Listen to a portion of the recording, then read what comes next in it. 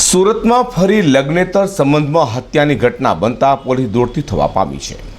ફરી એકવાર લગ્નેતર સંબંધનો કરુણ અંજામ સામે આવ્યો છે।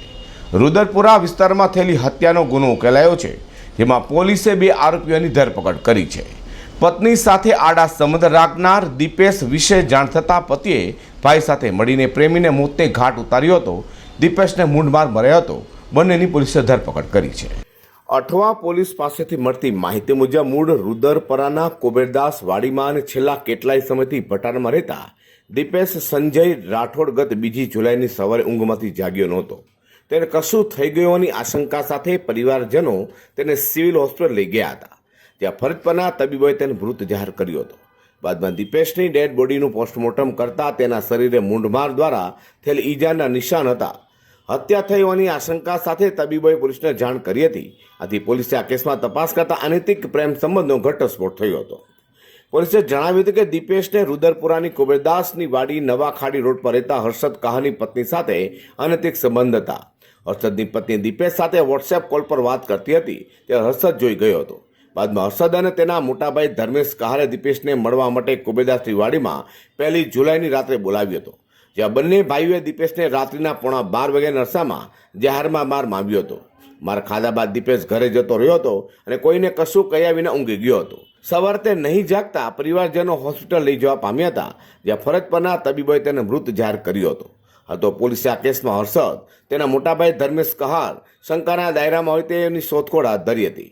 દરમિયાન બંને આરોપીઓ હર્ષદ જસવંત કહાર, ધર્મેશ જસવંત કહારને કાદરસ્તાની નાળ પાસેથી ઝડપી પાડ્યા હતા અને બંને દીપેશને માર માર્યો હોવાની કબૂલાત કરી હતી। आठवा पुलिस स्टेशन की हद में एक दीपेश सन ऑफ संजय भाई राठौड़ करके 19-20 साल का एक लड़का था। वो अपनी नानी के घर जो रुद्रपुरा कुबेरदासनी वाड़ी के पास में है, वहाँ पे रात को लेट नाइट आया और आके सो गया और सुबह उठा नहीं। सुबह उसकी डेथ हो गई तो उसको सिविल हॉस्पिटल ले जाया गया। पुलिस स्टेशन में तुरंत एक एडी रजिस्टर की गई। पुलिस स्टेशन से जब सिविल हॉस्पिटल में जब उसका पीएम किया गया तो डॉक्टर्स ने प्राइमरी बताया कि उसकी बॉडी पे इंजरी के बहुत सारे निशान हैं। तो तपास की गई, उसका मोबाइल का डाटा इन्वेस्टिगेट किया गया तो पता लगा कि वो व्हाट्सएप कॉल पे कल दिन में किसी से बात कर रहा था।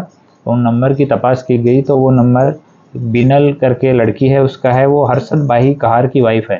तो उसकी वाइफ से ये मरण जनार जो है दीपेश ये बात करता था। तो इसी डाउट में कि उनके बीच में कुछ गलत संबंध है, इस डाउट में हर्षद भाई कहार और उसके साथ वाले धर्मेश भाई कहार दोनों ने मिलके रात को उसको पीटा था। जो हस्बैंड है हर्षद भाई कहार, उसने व्हाट्सएप कॉल पे लड़की के साथ अपनी वाइफ को मरण जनार के साथ बात करते हुए देख लिया था। तो इस बात को लेके वो गुस्सा हो गया था और वहाँ जो मरण जनार दीपेश है, उसकी नानी का घर है बगल में, वहाँ जाके उसको घर से बाहर बुला के दोनों ने पीटा था। इमीडिएटली उसकी डेथ नहीं हुई, वो अपने घर चला गया था और वहाँ जाके सो गया। बाद में उन इंजरीज की वजह से अभी प्राइमरी ओपिनियन जो है इंजरी की वजह से उसकी डेथ हो गई है। दोनों आरोपी जो है उनको डिटेन किया गया है पुलिस स्टेशन में और उन्होंने कबूल किया है कि इस वजह से उन्होंने रात को उसको पीटा था। तो अभी आगे की तपास चल रही है। તો સુરતમાં ફરી લગ્નેતર સંબંધોમાં એકની હત્યા થતાં પોલીસ પણ દોડતી થઈ ગઈ હતી અને હત્યારાઓને ઝડપી પાડવામાં પોલીસને સફળતા મળી છે। Bureau report G24 news.